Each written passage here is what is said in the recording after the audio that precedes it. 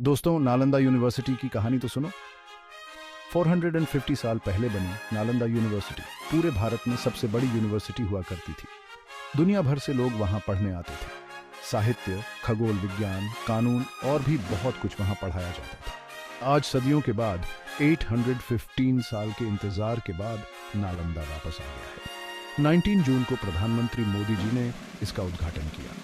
बिहार के राजगीर में पुराने खंडहरों के पास ये नया कैंपस बड़ा ही शानदार है। ग्लोबल कल्चर और सस्टेनेबल प्रैक्टिसेस जैसे नेट जीरो एनर्जी और एमिशंस पर फोकस करके ये यूनिवर्सिटी 21वीं सदी में भी आगे रहेगी। 26 देशों से स्टूडेंट्स पहले से ही इस नई शुरुआत का हिस्सा है। तो चलो मिलकर नालंदा यूनिवर्सिटी का जश्न मनाएं, जहां प्राचीन ज्ञान मॉडर्न इनोवेशन से मिलता है।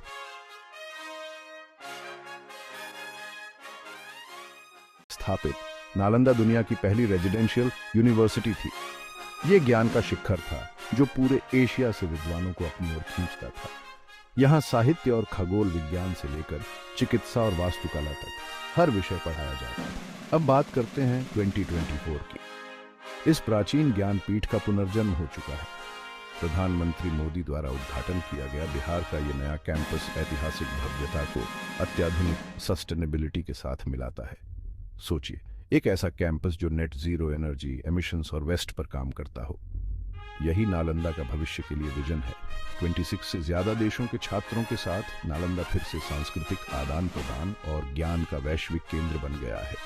ज्ञान की वो ज्योति जो कभी यहाँ जलती थी, आज भी दुनिया को रोशन कर रही है। नालंदा यूनिवर्सिटी जहां अतीत भविष्य को प्रेरित करता है।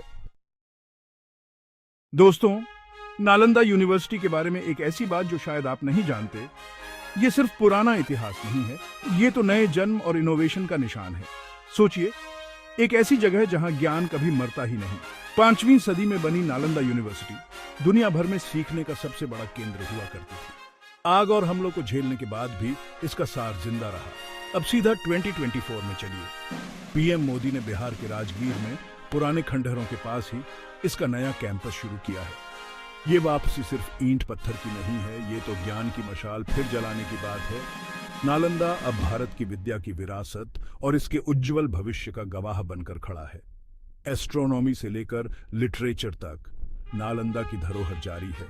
26 से ज्यादा देशों के स्टूडेंट्स का स्वागत करते हुए, जैसा कि पीएम मोदी जी ने कहा, जिज्ञासु बनो, साहसी बनो, लेकिन सबसे बढ़कर दयालु बनो।